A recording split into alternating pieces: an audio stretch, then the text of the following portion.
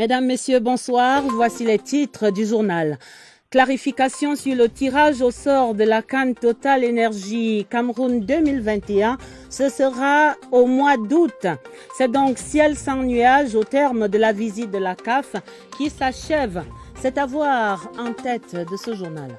Qualification sans faute des Lions du handball pour les demi-finales et pour la Coupe du Monde en Espagne en décembre après leur écrasante victoire ce mardi face au Nigeria.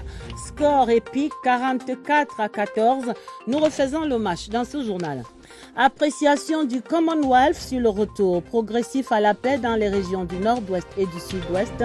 Le satisfait sheet de Madame le secrétaire général exprimé ce mardi au Premier ministre chef du gouvernement. Voilà pour les titres. Développement après ce message.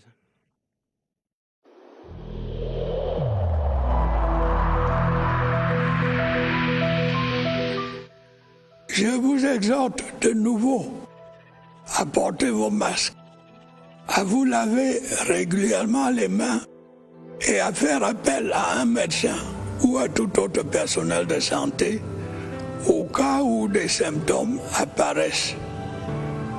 C'est le seul moyen de préserver les vies et de freiner la propagation du virus.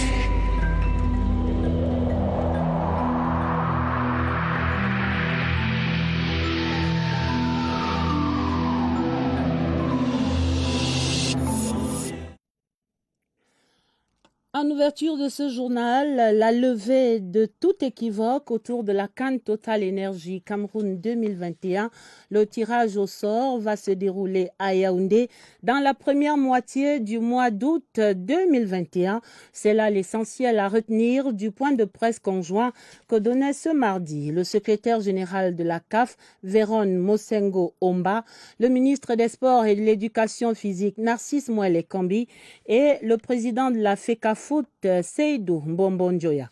Un échange qui apporte tous les éclairages nécessaires aux médias et à l'opinion au terme de la visite de travail de 2 jours qu'effectue le secrétaire général de la CAF et sa délégation sont présents au Cameroun depuis hier. Synthèse de ce point de presse avec Joseph Gouet Amandeng.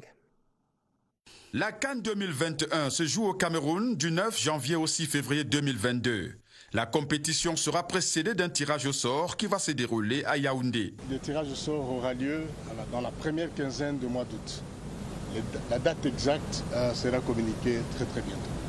Pour la CAF, le Cameroun est la meilleure destination du football en Afrique en termes d'infrastructures sportives. Je voudrais remercier le président de la République et son peuple parce qu'ils ont consenti des efforts énormes. Ça montre que ces infrastructures, c'est pour toute l'Afrique. On doit en être fier et en parler. Ça va être une fierté pas seulement au niveau de l'Afrique, mais au niveau mondial. Parce que la qualité des infrastructures, c'est incroyable, magnifique. Le COCAN, chargé de l'organisation locale, veut faire de la prochaine Coupe d'Afrique un événement de grande envergure. Faire mieux d'ailleurs que cela n'a été fait lors du CHAN, donner la meilleure expression du génie, du talent, des performances, des compétences et des ressources de notre pays en matière d'accueil, de préparation, d'organisation de grands événements sportifs internationaux dans toutes leurs composantes. La visite du secrétaire général de la CAF précède celle de son président. Dr Patrice Motsepe est annoncé au Cameroun dans les prochains jours pour la signature d'un accord cadre inhérent à l'organisation de la CAN 2021 avec les autorités camerounaises. On retient ce florilège de quelques mots. Merci, Monsieur le Président de la République du Cameroun. Ces infrastructures sportives, on doit en être fiers ici au Cameroun, en Afrique et même dans le monde. Et voici qui est clair et limpide. L'autre signal fort de l'ancrage définitif de cette CAN 2021 au Cameroun, c'est bien l'inauguration ce mardi du bureau qui va abriter les équipes de la Confédération africaine de football pendant cette compétition. Cet espace était déclaré déclaré ouvert par le secrétaire général de la CAF, Véron Mosengo Omba, en compagnie du ministre Narcisse Moelle Kombi. Découvrons donc le site dans ce reportage de Jean Cyriac Bessé. Ces deux coups de ciseaux s'apparentent à une passe décisive de la Confédération africaine de football en direction du Cameroun, pays organisateur de la CAN 2021. Le bureau CAF, inauguré ce mardi à Yaoundé, est une première dans l'histoire de l'organisation des Coupes d'Afrique des Nations de football. La CAF copie là une vieille tradition en vigueur à la FIFA et au CIO dans le processus d'organisation des Coupes du Monde et des Jeux Olympiques. Le rôle de ces bureaux, c'est d'appuyer le comité d'organisation locale, la COCAN, pour qu'on travaille ensemble. C'est comme le rôle technique. On peut apporter un soutien technique là-dessus, à partir de notre bureau ici. Donc c'est un bureau qui est là pour travailler ensemble. Vous savez, les Caire, des fois, on a 2 heures de décalage. Donc c'est bien d'être plus proche ici. Situé au premier niveau de l'immeuble siège du COCAN au quartier Omnisport, le bureau CAF s'étale sur 4 pièces et se veut un cadre paisible, un lien permanent d'échange entre l'instance fêtière du football africain et les autorités camerounaises à 6 mois du kick-off de la compétition. La CAF entend remettre ça en Côte d'Ivoire, pays organisateur de la CAN 2023, dès le mois de janvier prochain.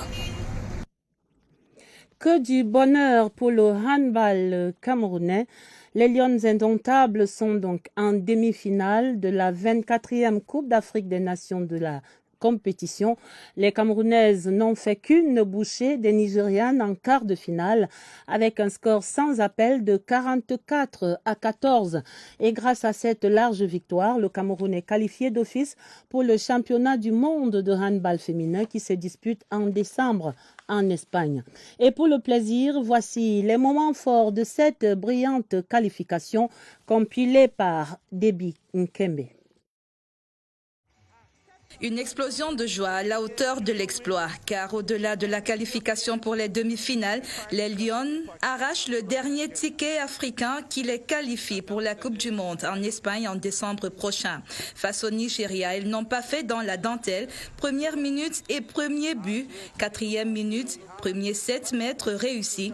L'ascendance psychologique était déjà gagnée pour les protégés de Serge Christian Ngebogo.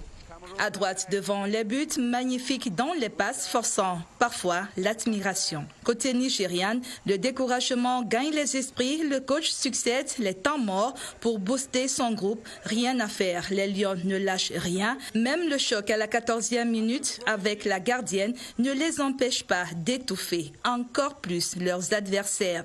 26-3 à la mi-temps, elles reviennent à la seconde période avec la même détermination, 44-14 en fin de rencontre. Oui, la demi-finale est en poche, mais une révision de quelques ratés s'impose, car face au Congo, il n'y aura pas de cadeau. Et le rendez-vous est pris pour ce mercredi, 18h. C'est-à-dire clairement demain. Et c'est avec beaucoup de passion que la famille de la lionne Claudia Eyenga a vécu cette belle rencontre au domicile du quartier de la Cité Verte, de l'arrière latérale droite de l'équipe du Cameroun. Le temps s'était arrêté et puis l'explosion de joie au coup de sifflet final. Retrouvons Georges Marcel Messila en immersion chez la Lionne.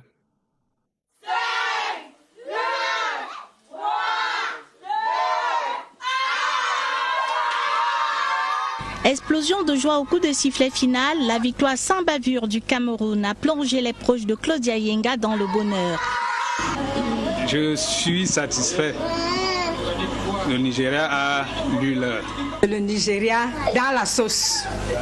Un enthousiasme affiché dès l'entrée des deux équipes sur le parquet. Lorsque Claudia fait son apparition, le chef de famille ne cache pas son émotion. Cette joie est une joie de plus. Elle est particulière parce que c'est ma fille. Aujourd'hui, je vois ma fille à l'œuvre, portant les couleurs nationales. C'est vraiment une joie et une fierté. Tout au long de la rencontre, la maisonnée à laquelle s'est jointe des voisins vibre au rythme des actions et surtout des buts qu'empilent les Lions indomptables.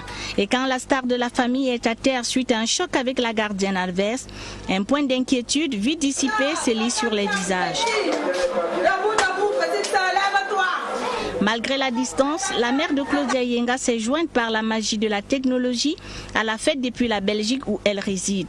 Une communion qui accompagnera Claudia Yenga et ses coéquipières vers les demi-finales. Les Lions du handball ont donc littéralement étrillé les Nigérianes et les Camerounaises qui rejoignent le Congo, la Tunisie et l'Angola en demi-finale. Un carré d'as excitant. Esther Aïmboko déroule ici l'affiche de ces demi-finales de la 24e CAN de handball senior dames. Toujours invaincus en 4 sorties, les Lions indomptables se qualifient pour les demi-finales de la Coupe d'Afrique des Nations de handball. 44-14, les filles de Serge Gebogo n'ont fait qu'une bouchée du Nigeria. Plus tôt, l'Angola est la première équipe à accéder au dernier carré. Les Palancas Negras sont venus à bout de la République démocratique du Congo par 29-20. La Tunisie aussi passe en demi après avoir pris le dessus sur la Guinée par 27-20. Le Congo in extremis arrache son ticket pour cette étape après un choc face à une équipe sénégalaise rompue à la compétition. Les Congolaises ont tenu jusqu'au bout. Tunisie, Cameroun, Congo, c'est l'affiche des demi-finales de la CAN. Des rencontres à vivre en direct sur les antennes de la CRTV. La CAN défie côté court mais aussi côté jardin. Les Lions indomptables du handball mènent cette CAN tambour battant, on le voit, toute crinière au vent. Elles s'imposent progressivement comme les reines de cette compétition et on le leur souhaite. Des matchs que la CRTV vous fait vivre en direct du Palais Polyvalent des Sports depuis une semaine maintenant. Ce soir, nous allons à l'envers du décor avec Laurence Okalia qui donne à voir les autres facettes de ces moments de passion. Voici donc pour vous les coulisses de la CAN de handball 2021. La Coupe d'Afrique des Nations de handball ne se joue pas uniquement sur le terrain. Toute l'organisation autour veut gravir les marches du podium. La santé vise l'excellence et pour ce faire, elle cherche le chemin qui mène à toutes les narines présentes. Test Covid obligatoire. Et nul n'entre ici s'il est mal chaussé. Pour rester dans la compétition, la sécurité a trouvé chaussure à son pied. Veillez à ce que cette règle soit respectée en montrant le bon exemple. L'équipe de la CRTV a mis tout son matériel en jeu pour gagner le trophée.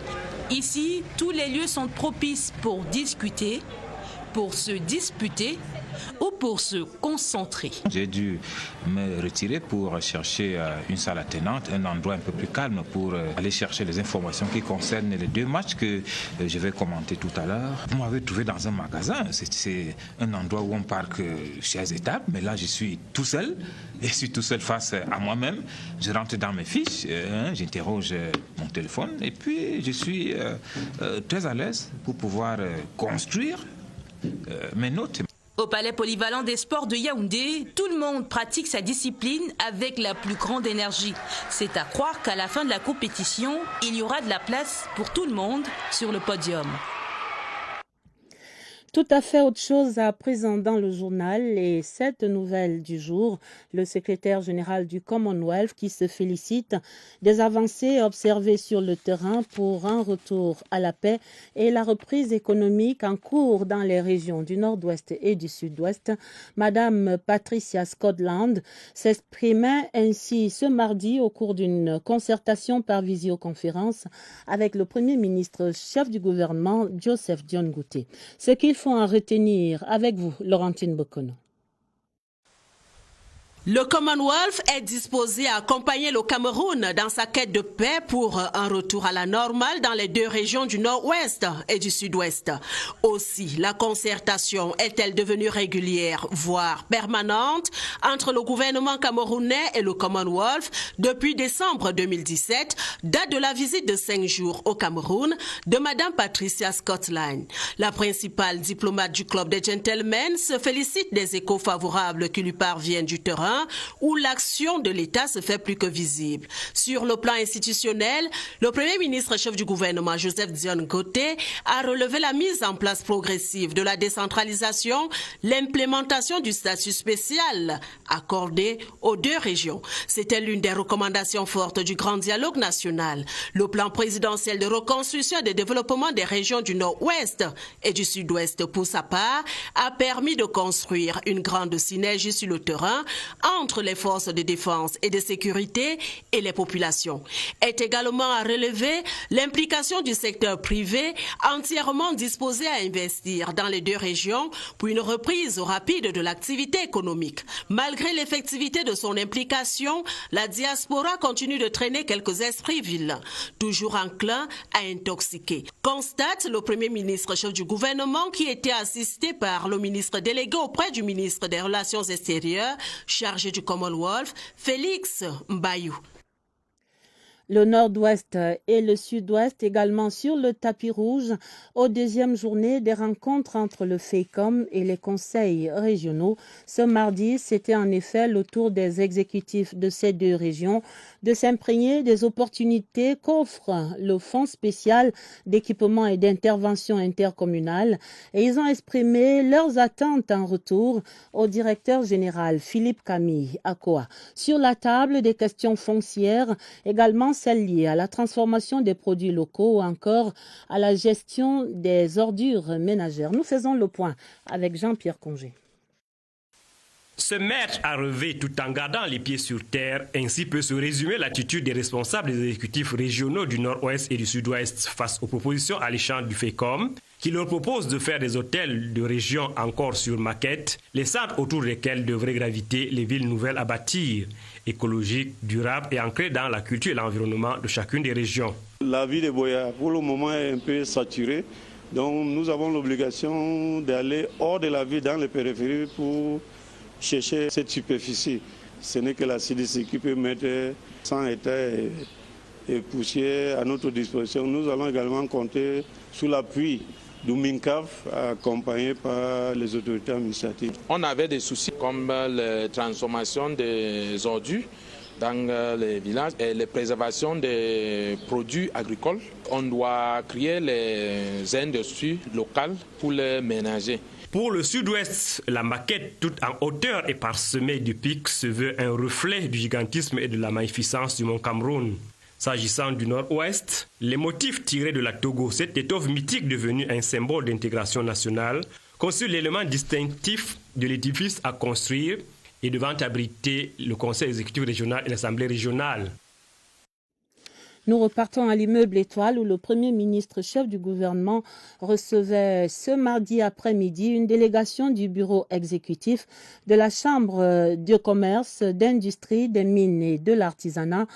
La délégation était conduite par son président Christophe Eken. C'est là une promesse d'audience prise à Douala en mai dernier qui s'accomplit avec sur la table des propositions comme la réforme des institutions de la Chambre, le fonctionnement des entreprises étrangères au Cameroun et les lenteurs judiciaires. Je vous propose d'écouter le sentiment du président de la Chambre de commerce au sortir de cette audience.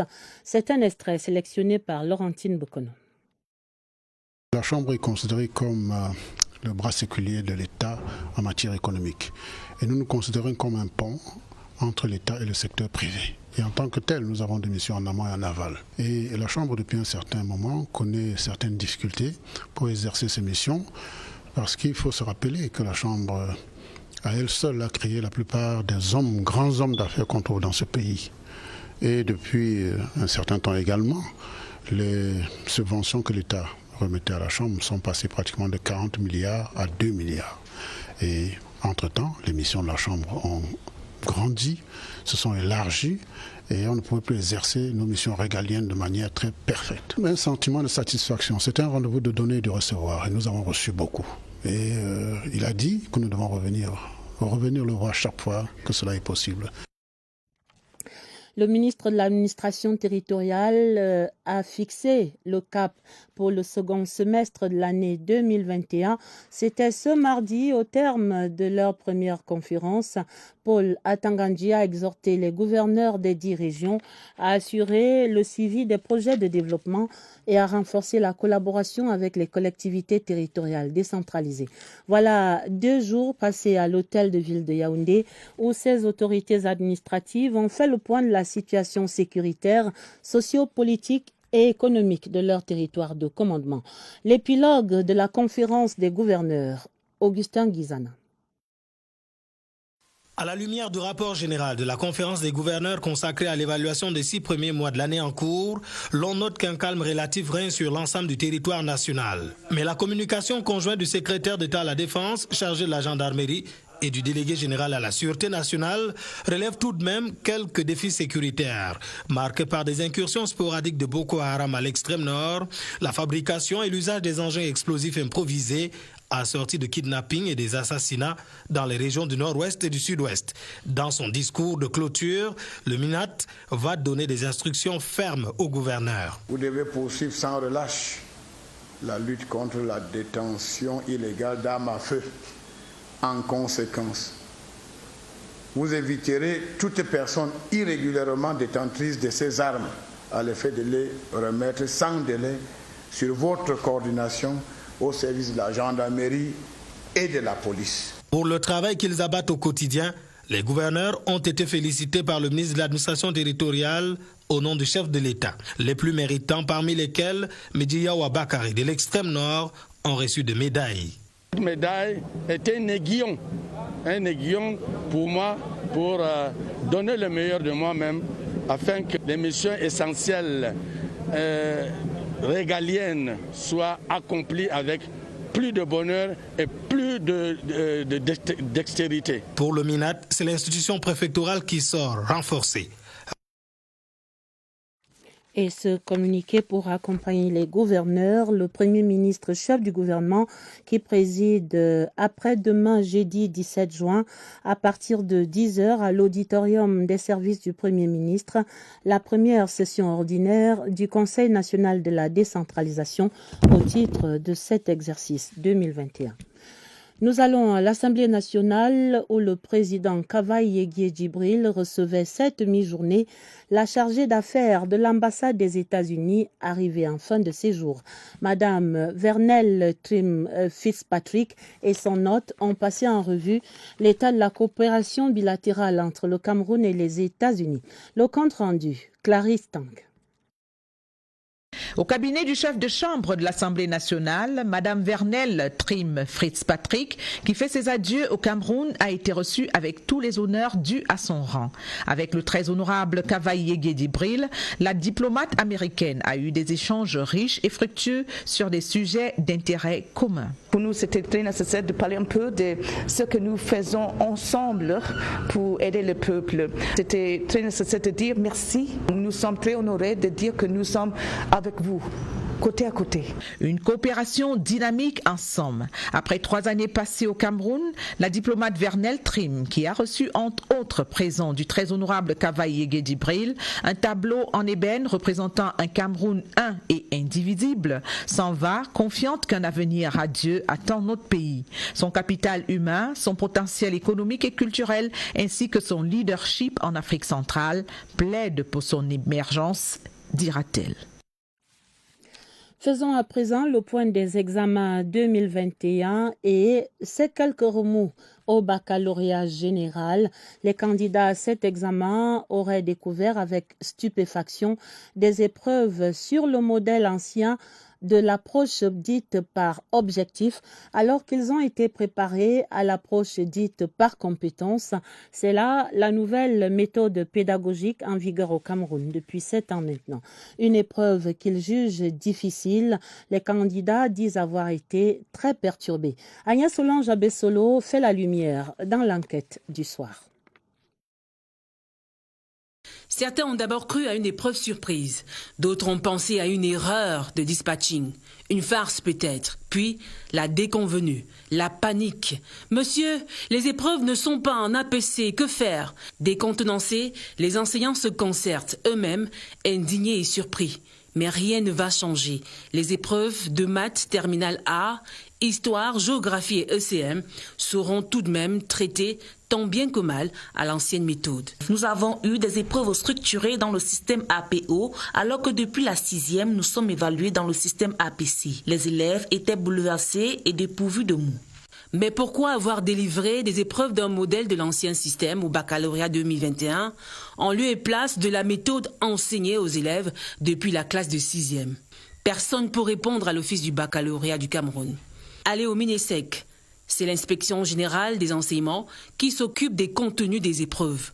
Nous ici, on ne fait que dispatcher. Au ministère des enseignements secondaires, la communication officielle du chef de département n'est pas à l'ordre du jour. Ce dysfonctionnement pénalise l'élève parce que l'élève aura des difficultés à répondre aux questions à partir du moment où il n'a pas été entraîné dans la manière.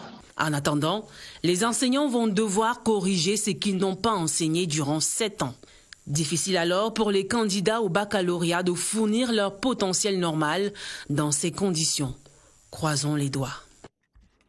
Et attendons toute la lumière sur cette affaire du baccalauréat 2021 et la suite de ces examens officiels avec plus de 215 000 candidats qui ont commencé ce mardi matin la phase écrite du BEPC.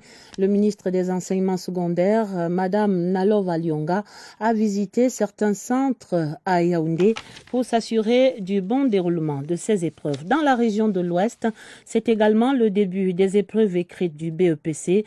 Nous allons voir cela au sous-centre écrit du lycée classique de Bafoussam où 807 candidats étaient inscrits et c'est avec Célestin Njondo de CRTV Ouest.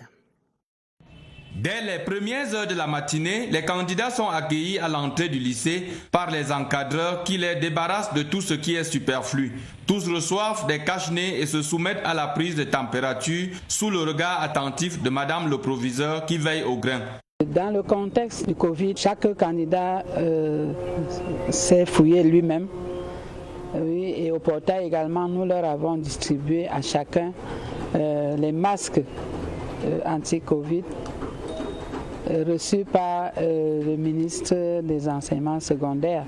Après les dernières consignes aux surveillants, la remise des listes et le matériel de composition, les candidats sont reçus en salle après vérification de leur identité. La répartition est de 50 candidats pour chacune des 19 salles d'examen, avec 2 surveillants et 1 surveillant des surveillants. Le dispositif de sécurité est présent.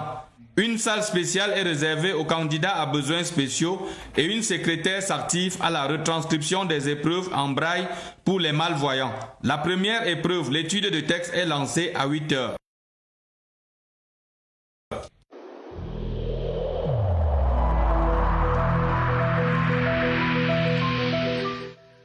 Je vous exhorte de nouveau à porter vos masques, à vous laver régulièrement les mains et à faire appel à un médecin ou à tout autre personnel de santé au cas où des symptômes apparaissent.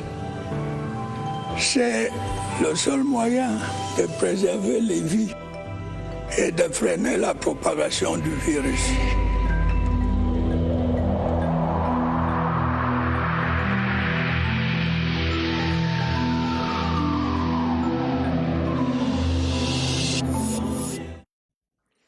La lutte contre le coronavirus au Cameroun, nous faisons le point ce soir avec ces assurances. Les personnes déjà vaccinées n'ont pas fait un mauvais choix, contrairement à ce qu'une certaine opinion pourrait laisser croire. Et il n'est pas recommandé de stigmatiser ces citoyens désormais vaccinés. Entendons sur ce point-là l'invité de Évariste Yenga. Nous les retrouvons tous deux au Centre des opérations des urgences de santé publique au quartier Messa à Yaoundé. Bonsoir Évariste. Bonsoir Adèle. Se faire vacciner, cela fait peur à certains et L'opinion, avec ses influences aussi, arrive à dissuader plus d'un ne pas aller se faire vacciner. Pourtant, c'est l'une des solutions de protection contre le coronavirus Covid-19. On en parle ce soir avec le docteur Laure Menguene de l'unité prise en charge ici au centre de coordination. Docteur, bonsoir. Bonsoir. Alors, se faire vacciner, cela ne devrait pas faire peur. Vous en êtes un cas vivant, n'est-ce pas? Oui, et c'est une très mauvaise attitude que celle de stigmatiser les personnes qui se font vacciner. Personnellement, j'ai été diagnostiquée positive au mois de février et il y a quelques jours, je suis allée me faire vacciner. Et depuis lors, je suis plus sereine qu'avant, plus confiante, plus rassurée et je me sens protégée parce que je pense qu'en cette période de pandémie, je peux décéder de tout sauf de la Covid. Si, en plus, j'observe les mesures barrières.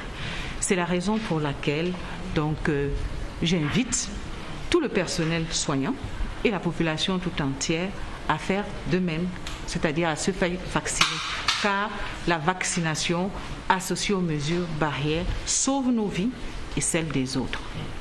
Merci à vous, docteur Laure Menguene. Message de la coordination des opérations de la riposte. Se faire vacciner, c'est l'une des mesures de protection additionnées aux mesures barrières connues jusqu'ici. La voix, elle a parlé. Un exemple vivant. À vous le plateau. On l'a bien vu, merci Dr Laure Menguene et à vous également, merci Évariste. Parlons à présent de la cybercriminalité qui avance au Cameroun. Des présumés malfrats ont piraté le numéro de téléphone du gouverneur de la région de l'Ouest, Awa Fonka Augustine, mais mal leur en a pris. Ils méditent actuellement leur sort dans les filets de la Légion de gendarmerie de l'Ouest. Le bureau spécial des recherches et d'enquête criminelle de Bafoussam l'est présenté à la presse ce mardi et découvrons tout cela dans ce reportage de Christelle Ngbaïso à Bafoussam. L'histoire remonte au 26 mai dernier. Le gouverneur de la région de l'Ouest, Awa Fonka Augustine, publiait un communiqué dénonçant le piratage de son numéro de téléphone. Nous avons été instruits par le commandant de la Légion de gendarmerie de l'Ouest. Nous avons entrepris des investigations et des recherches qui nous ont menés à l'interpellation d'un certain nombre de suspects. Les enquêtes conduiront à l'arrestation de 5 présumés pirates, dont une femme. 3 ont été appréhendés à Bertois, 1 à Yaoundé et l'autre à Garoua-Boulaye. Ces malfrats ont utilisé un appareil qu'on appelle le FAMOCO de Orange Cameroun. Et ils ont procédé à la duplication de l'identité de l'abonné. L'ayant déjà fait, ils ont entrepris des arnaques. Ils méditent leur sort dans la cellule du bureau spécial des recherches et enquêtes criminelles de Bafoussam, en attendant la suite des procédures.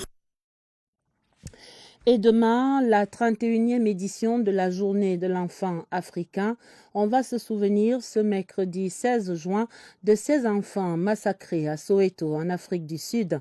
Occasion pour notre rédaction de revisiter l'encadrement des mineurs incarcérés au Cameroun, dans la région du littoral précisément.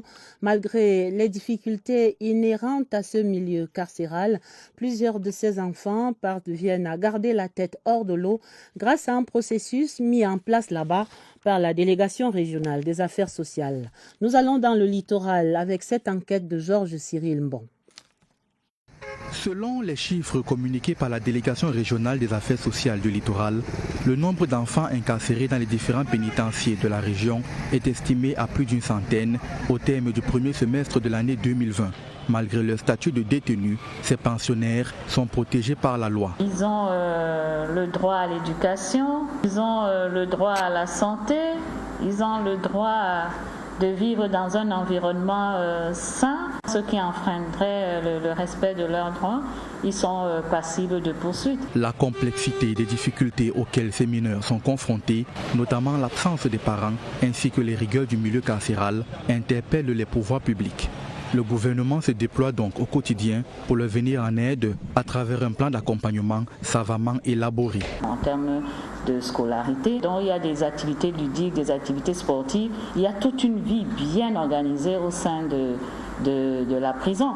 Des efforts qui produisent des résultats encourageants. Ceux qui sont à l'école, on les maintient à l'école. Ceux qui peuvent apprendre un métier, un petit métier qui demain pourrait concourir à leur autonomisation. À l'occasion de cette 31e édition de la Journée de l'enfant africain, les parties prenantes dans la chaîne de prise en charge de l'enfance en détresse dans le littoral entendent véhiculer un message clair. Et nous restons à Douala, la découverte de ce bâtiment flambant neuf sur le site de l'Université catholique d'Afrique centrale, le fruit du partenariat avec l'Institut catholique des arts et métiers de France. Le joyau architectural était inauguré le 10 juin. C'était en présence d'un parterre de personnalités. Visite guidée avec Georges Cyril Mbon, une fois de plus. Le bâtiment pédagogique, inauguré ce 10 juin à Douala, sur le campus de l'Institut ICAC-UQAM, affiche fière allure. Bâti sur une superficie de 1400 mètres carrés, ce bijou architectural est un édifice de type R+3. Il comprend une centrale solaire, un amphi de 220 places, un espace laboratoire de 200 mètres carrés, une salle de e-learning de 100 places. Un équipement qui fait augmenter la capacité pédagogique de cette structure de 60%. Autant le dire, un dispositif de qualité pour une formation de pointe. Nous avons 4 parcours de formation. La formation historique, ingénieur généraliste par apprentissage. Alors ingénieur généraliste, c'est génie industriel, à la fois mécanique, électricité, automatique. Et puis une nouvelle formation d'ingénieur généraliste qu'on a labellisée innovation. Ce cadre d'apprentissage moderne entre en service au cours d'une cérémonie riche en émotions, notamment à l'heure de la coupure du ruban symbolique et du dévoilement de la plaque indicative. Une grande satisfaction pour tous. Ce nouveau bâtiment est une réponse à de nombreuses attentes et demandes qui viennent de la part des pays de la sous-région, de telle manière qu'avec ce qui se fait à Pointe-Noire et ce qui se fait à Douala, nous espérons pouvoir offrir à l'industrie camerounaise et à l'industrie africaine des compétences assez avérées. Ce chef-d'œuvre est l'aboutissement de 20 années d'efforts, mais aussi du partenariat entre l'UCAC et l'Institut catholique des arts et métiers de France. Une réalisation qui se veut la première d'une longue série. L'UCAC-UQAM, c'est une collaboration qui aura l'année prochaine 20 ans. Qui a été très fructueuse. L'événement de ce jour consacre un peu la croissance dans laquelle nous nous trouvons. À date, ce centre du savoir, tourné vers l'ingénierie, a déjà formé 600 jeunes. Il en compte 700 actuellement et ambitionne d'encadrer 1000 en 2023. À Douala toujours, des élèves de la promotion 2021 de l'American School viennent de recevoir leur parchemin de fin de cycle secondaire. Une cérémonie que raconte ici Chris Patricia Luluga à Douala.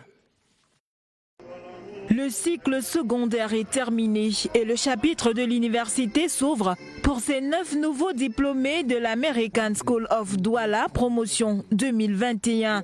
Pendant 12 ans, les élèves ont reçu une formation théorique et pratique dont ils gardent de bons souvenirs. ASI m'a appris une valeur que je vais garder toute ma vie et c'est de ne jamais abandonner et c'est de pouvoir compter sur tes amis qui sont à côté de toi et tes proches. Beaucoup de choses, beaucoup de choses.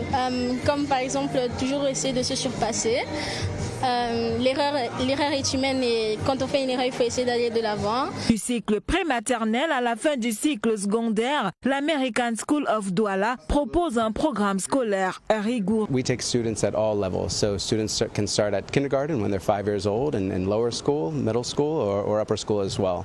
We're happy to have students come in for admission and learn more about the school. Les parents des futurs étudiants sont satisfaits de la formation pluridisciplinaire offerte par l'American School of Douala. Depuis qu'elle est entrée dans cet établissement, elle a accompli dans tous les domaines. Elle a fait l'art, elle a fait dans on appelle les œuvres sociales.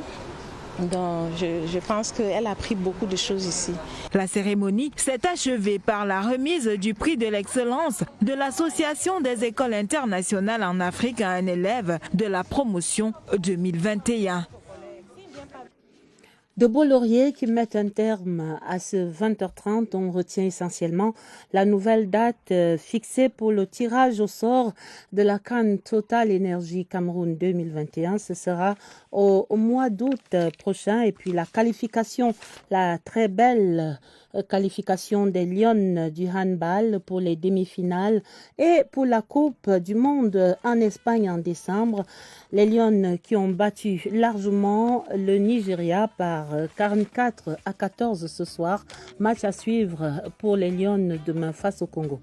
La fin de ce 20h30, journal préparé avec la collaboration de Cyril Kingembepe et de Augusta Ngononga. Vous aurez d'autres informations dans un journal présenté pour vous à minuit par Sadou Mamoudou et Elvis Teke. Retrouvez immédiatement sur cette antenne Olivier Kingemoli sur les rives du Vouri à Douala. Il sera avec ses invités dans le magazine Par ici l'économie. Très belle soirée sur toutes nos antennes et à demain 20h30.